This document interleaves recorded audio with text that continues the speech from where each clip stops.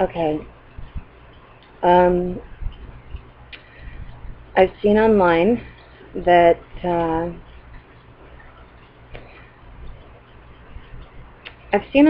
people are saying that INFJs are really INFPs, and I don't know. I'm pretty certain I'm an INFJ.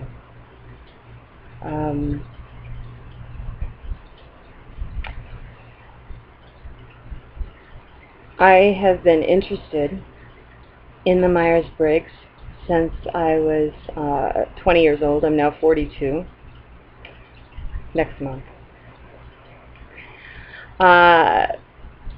And when I first took the test, I was trying to guess somebody else's type, and so I kind of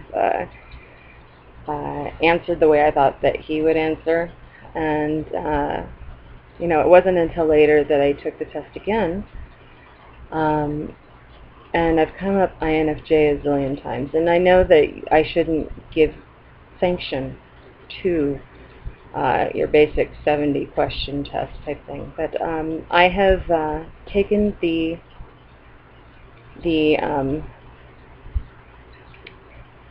test that has to do with the functions. And with the functions, I come up a very strong NI user, which would, of course, place me as either INTJ or INFJ.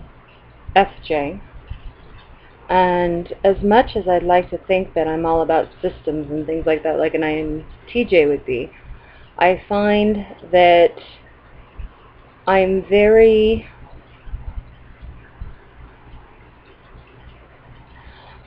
much about relationships.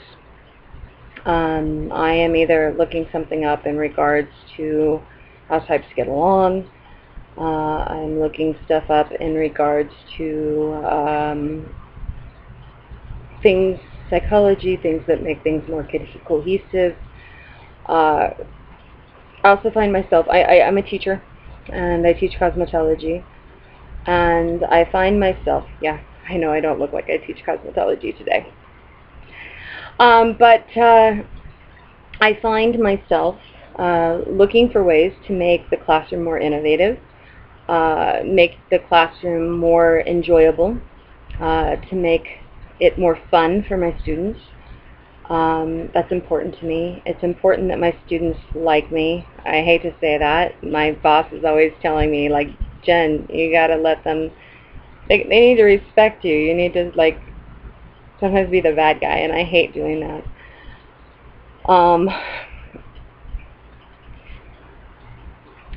Part of it is that I disagree with the way my boss goes about it.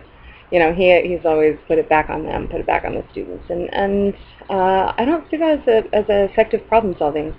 To me, I would rather sit down and say, okay, here's the problem, and how are we going to work this out? I noticed here that you're doing this, and this is what I'm bringing to the table, and what can you bring to the table, and let's see where we can go with this. And that's more my motivation. I don't like shifting blame. That doesn't solve anything. As for, let's see, as for TI user, I can't think of any examples right off the top of my head. It does take me forever to write an email because I want to pick the exact precise words. I do love to write. I write a lot of poetry and things. And I write a lot of spiritual things, and I get an idea, I've got to write it down. I do have to sit and analyze things. I don't always completely understand things right away. I would say I pick up more on people's energy and vibes first. I don't even know what I'm feeling half the time, to be honest with you. I will, if I'm in a room, it's like I'm this thermometer of what's going on, and I can't be in places that are emotionally negative without picking up on everything and needing to get away from all of it. That could be just introversion, though. I don't know. Gosh, I keep looking at this, and I need to look here because I want to look you guys in the eye. I don't want to be rude and things staring down. Let me see. Oh, and then I guess the last function is SE. And I guess being that it's the weakest function, the best way to put it is that, for example, I love to dance. I suck at dance. I love to exercise, but I can't maintain it. I get really excited about plans, and I will chart and graph how I'm going to do exercise, what I'm going to do, what I'm going to eat. I create these diet plans and charts and graphs, and on Monday I'm going to do this, and Tuesday I'm going to do this, and Wednesday I'm going to do this, and I organize these giant systems on how I'm going to approach a problem and take on a problem. And then when it comes to actually implementing, I can do it. I can do anything I set my mind to, but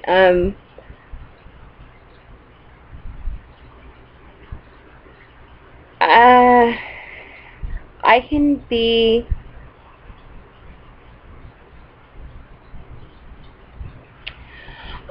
be kind of set off track if something comes up.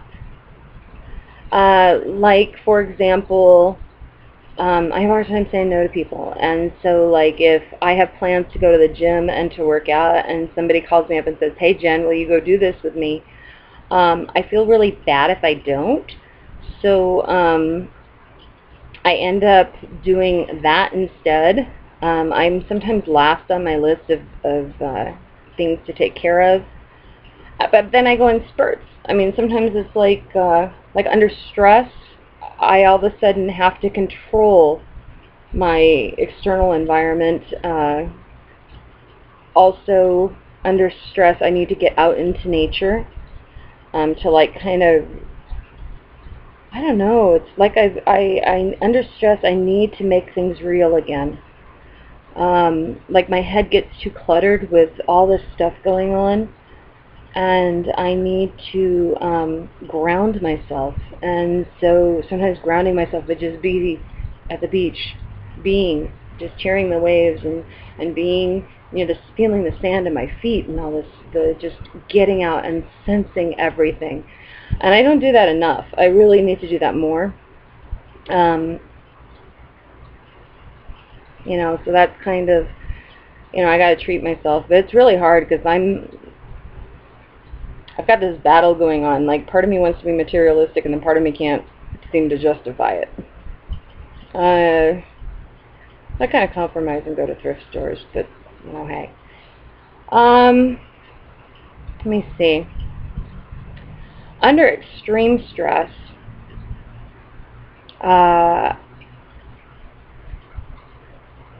I get really wild. It's not, I freak a lot of, well, a lot of people think I'm uptight, at least for the most part. They think that I'm like that librarian type that is always, my students just told me that, Miss Jen, nothing ever upsets you. You're always calm, and you got it together. And I'm thinking, oh gosh, you should talk to my ex-boyfriend. It's a whole other story. But apparently that's how I appear, and they adore me. I don't know. It doesn't really matter if they do or not. I mean, it's my job to teach them, but I need to make it as fun as possible for them. Let me see. Oh, back to and I lost my train of thought. Back to being under stress. Under stress, it's almost as if sorry, my hair's bugging me a little bit. It's almost as if I throw caution to the wind, and I just let myself... who am I fooling? I don't do it that often. But I mean,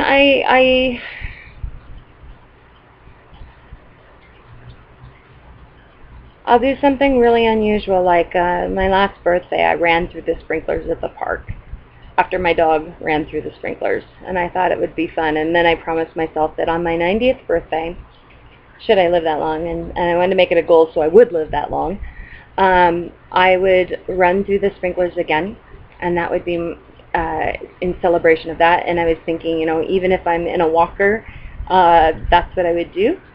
And you know, or, you know, with a caretaker in a wheelchair, you know, just let's oil up the wheelchair and make sure it doesn't rust, and wheel me out through the middle of the sprinklers. And yeah, just, I don't know, something to honor that. I'm a little off today. I'm sorry. Someone who I know from church just died.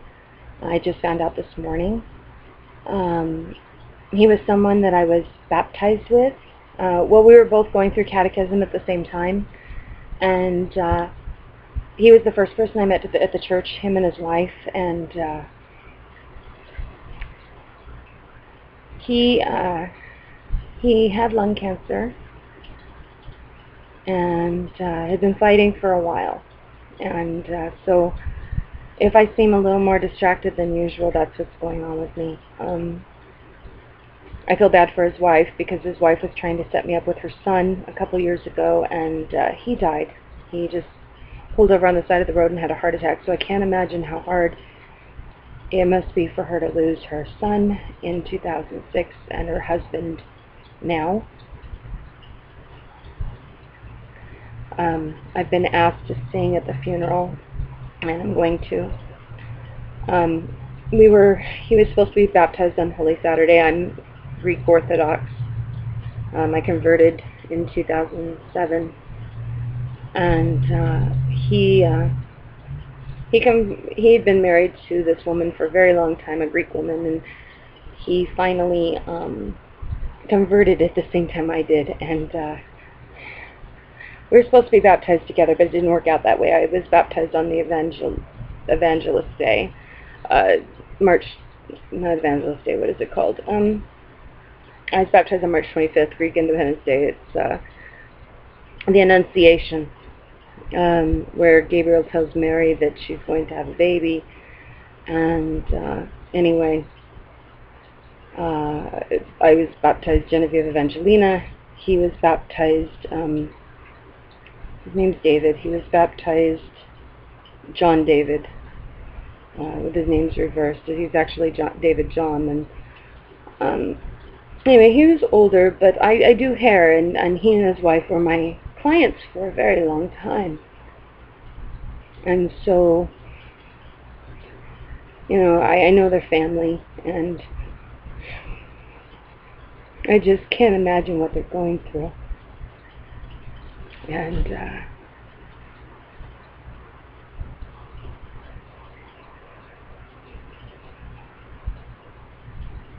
the thought of Eva just, you know, dealing with that just breaks my heart. So I guess I can just keep them in my prayers. They've had a hard year.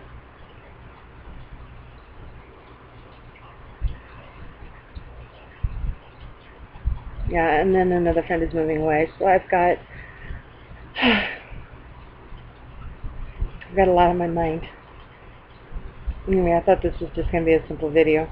I'm sorry.